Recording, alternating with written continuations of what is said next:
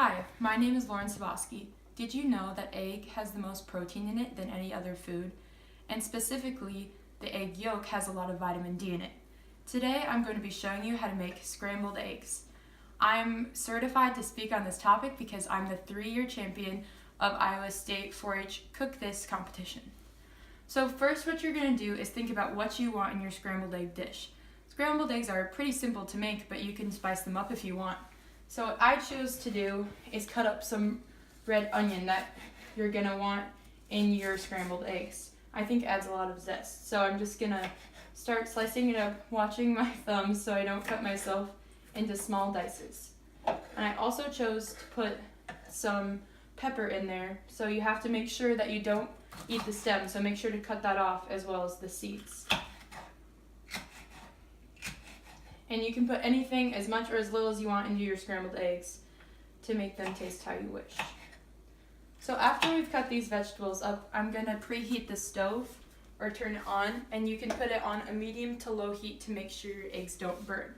Also, to make sure your eggs don't stick in the pan, you can spray a little bit of cooking oil on there so they won't get too burnt. Just a nice layer on the bottom. Now, when making scrambled eggs, you can use as many or as little eggs as you want, but since I'm just making them for myself, I'm only going to use 2. Cracking your eggs into the bowl, do this carefully to make sure you don't get any shells in your eggs because that definitely won't taste good. And this can be a little difficult, but with practice, you'll get there.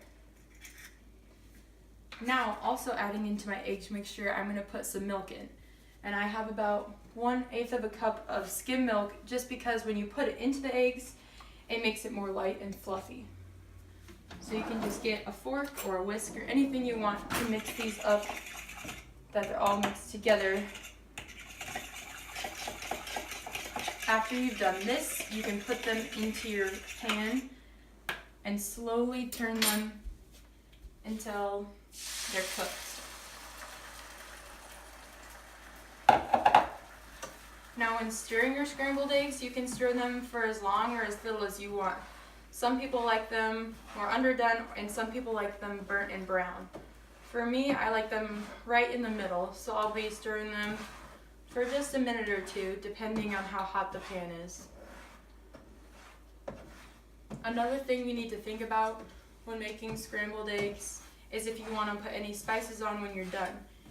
You can put salt and pepper on them, or any kind of other spices that might make them taste a certain way, but make sure that they'll match with your ingredients, like your onions and peppers that I used in the first place.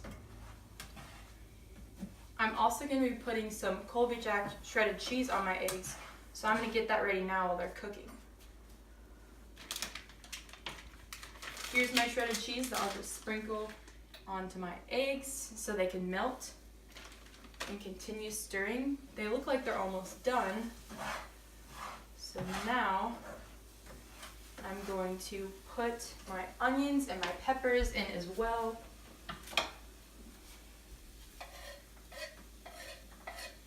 And you can stir them around so they can get a little cooked as well. That'll make them taste better.